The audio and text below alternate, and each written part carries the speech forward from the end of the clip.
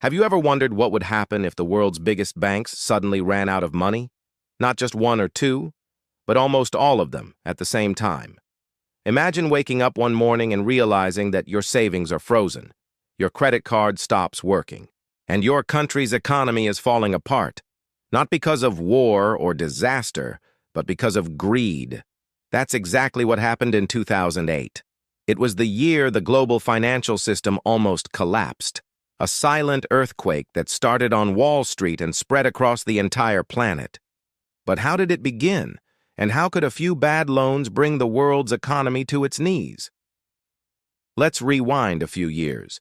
In the early 2000s, banks discovered a gold mine: housing. Everyone wanted to buy a home, and banks were happy to lend money to almost anyone who asked. Even people with no stable job or income were getting approved for massive mortgages. These risky loans were called subprime mortgages, and instead of worrying about whether borrowers could pay them back, the banks found a clever trick. They bundled thousands of these bad loans together and sold them to investors as safe financial products. On paper, it looked brilliant. In reality, it was a ticking time bomb. When home prices were going up, everyone made money: buyers, banks, and investors. But the moment prices started to fall, people stopped paying their mortgages. That's when everything began to unravel. The financial giants who created these mortgage packages, like Lehman Brothers, Bear Stearns, and AIG, suddenly realized that what they were holding wasn't gold. It was garbage. Billions vanished overnight.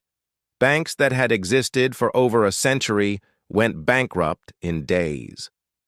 Stock markets crashed. Families lost their homes. And panic spread faster than any virus. Governments had two choices: let the system collapse or step in and save the same banks that caused the disaster. They chose to save them. Trillions of dollars were printed and injected into the economy to prevent a total meltdown. People called it the bailout, and it became one of the most controversial moments in modern history. Because while Wall Street was rescued, millions of ordinary people were left behind, jobless, homeless, and hopeless. In the years that followed, something changed. People stopped trusting banks. They stopped trusting politicians. And they started asking questions. How could the smartest people in finance be so blind? How could a few reckless decisions destroy entire nations' economies? And why did no one go to jail? The truth is, the system didn't fail. It worked exactly as it was designed to protect those at the top. But here's the twist. 2008 didn't just destroy fortunes. It also planted the seeds of a new financial world. That crisis gave birth to an idea, a currency that couldn't be manipulated by banks or governments.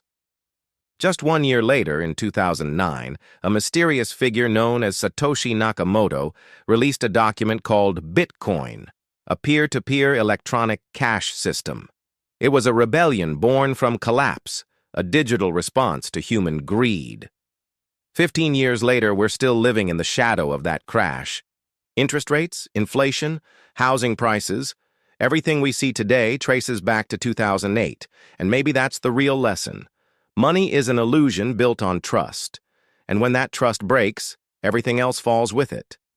The 2008 financial crisis wasn't just about numbers or charts. It was about people, losing homes, jobs, and hope.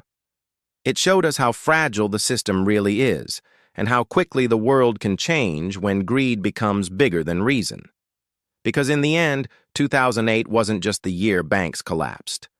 It was the year the world realized that even the richest system on Earth can crumble with just one bad bet too many.